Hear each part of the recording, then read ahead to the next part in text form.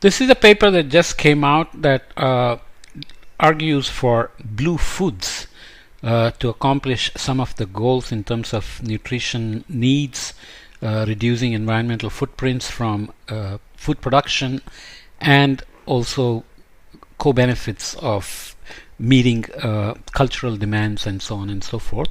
Let's start by reading the abstract. Blue foods sourced in aquatic environments are important for the economies, livelihoods, nutritional security, and cultures of people in many nations. They are often nutrient-rich, generate lower emissions and impacts on land and water than many terrestrial meats, and contribute to the health, well-being, and livelihood of many rural communities. The Blue Food Assessment recently evaluated nutritional, environmental, economic, and justice dimensions of blue food globally.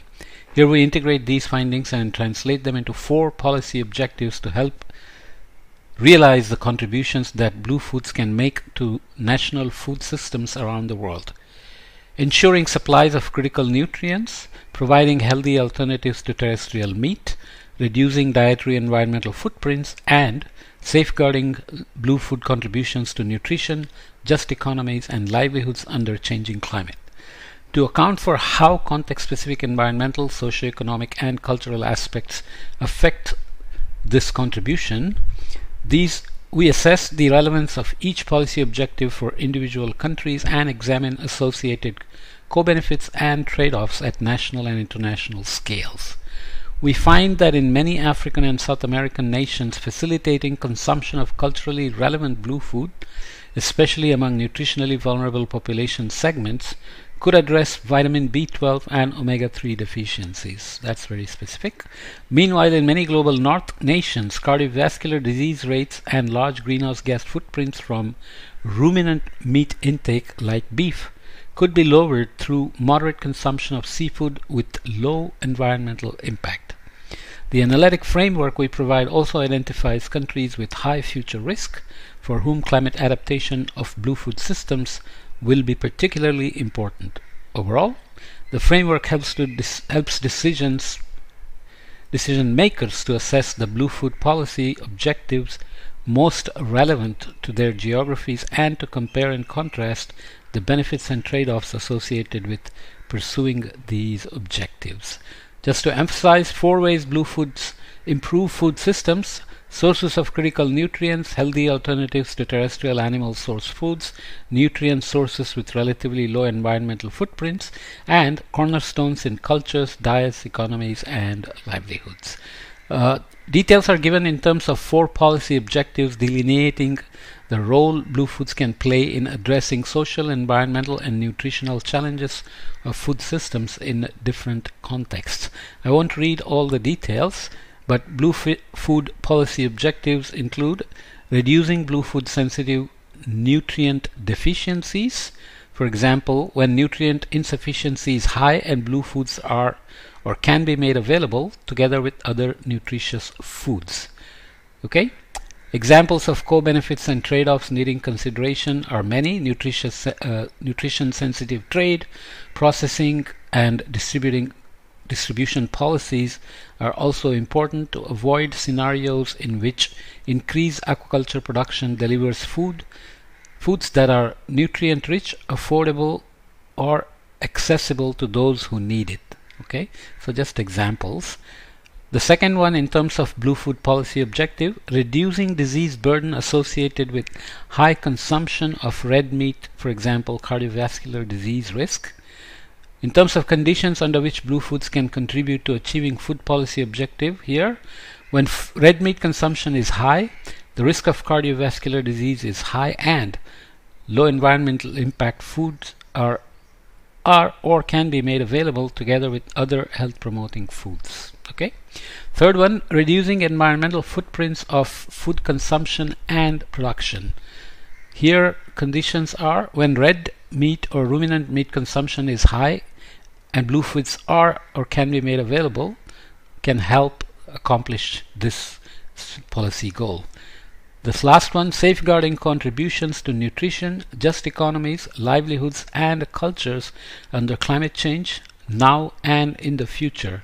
So in places where blue foods play an important role for nutrition, economies and or employment, we have to ensure that they are climate resilient. And in terms of conditions for meeting the needs, if blue foods contribute substantially to national employment, export revenue or nutrition and are likely to be threatened by climate hazards, then we have to obviously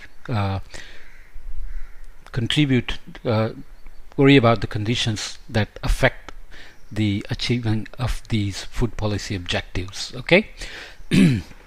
Here looking at reducing B12 deficiency, reducing cardiovascular diseases, safeguarding food system contributions, reducing omega-3 deficiency, and reducing environmental footprints. Okay, so here nutrition, here health risks and environmental footprints, and here safeguarding food system contributions to environmental degradation, emission, etc. So they are graded as highly relevant, relevant, less relevant, and missing data in terms of the analysis. The analysis being national relevance of blue food in supporting the 4 policy objectives that we talked about. So you can see that there are places where blue foods can play a highly relevant role in reducing B12 deficiency here in Western Africa, Middle Northern Africa, in the Middle East, Eastern Africa, as well as Southwestern Africa. Over much of India it's relevant. And in terms of reducing omega-3 deficiency, again large places in Central and South America, Africa, even European countries, Middle East, India, and some Asian countries appear. Less relevant for most of the other countries, but still these can help the countries where reducing B12 deficiency and omega-3 deficiencies are important. The co-benefits of relying on blue foods can be tremendous. In terms of reducing cardiovascular diseases, these are high meat consuming countries like the US, China, and some European countries, which have high relevance in terms of relying on blue foods, and there are many other countries which have either relevance or less relevant application of blue food systems for managing health risks. In terms of reducing environmental footprints, again high meat consumption corresponds to high emissions from animal-based meat products, food products. You can see that much of Russia, Canada, US, China, Australia, here Argentina, this is Peru and Chile and many other South American countries here, and also many African countries as well. In terms of safeguarding food system contributions, highly relevant for many of the Central South American countries, as well as African countries, and relevant for Greenland and many of the Asian countries here, as well as African countries. Okay, so you can look at the details in the paper, but obviously this is a very detailed analysis, but one has to be careful about what the trade-offs are in terms of actually accomplishing these goals. Okay, looking here at the overlap in relevance between different policy objectives that we looked at, the numbers in parentheses in the top row represent the total number of countries for which each policy is relevant. So here are the numbers of number of countries. Each cell shows the number of countries in parentheses for which both column and row heading policies are relevant as a proportion of countries for which the column heading policy is relevant. Okay, so column heading is vitamin B12 versus the rows as well. Details, but it's worth just glancing through them. Relevance in this figure indicates countries categorized as highly relevant or relevant for a given policy. So here looking at reducing blue food sensitive deficiencies in terms of vitamin B12 and omega-3, reducing cardiovascular diseases, reducing environmental footprints, and safeguarding food system contributions. Okay. So vitamin B12 and omega-3 intersect here for 89 countries and have the number of countries for which both column and row heading policies are relevant here is 39. For vitamin B12 and omega-3 there are 39 countries with 43 countries being in total in terms of number of countries for which each policy is relevant. okay, so on. You can see here you're just plotting these here and looking for some kind of a autocorrelation and overlapping of multiple policies and co-benefits. Okay, so these are the ranges where overlaps happen. Some are as high as 100%, some are very low. Okay, so it's a useful map to have. Now looking at example of hypothetical trade-offs associated with policies pursuing economic and or nutritional benefits of blue foods. You have policies pursuing benefits of blue food. Nutritional examples here include domestic supply prioritized, sustainable commodification aligned with local preferences and demand. And you have the economic axis down here. So as you go up here, nutritional policy pursuing is dominant, whereas here export revenue, for example, so economic value is dominant. Here you have both nutritional and sustainable commodification aligned together.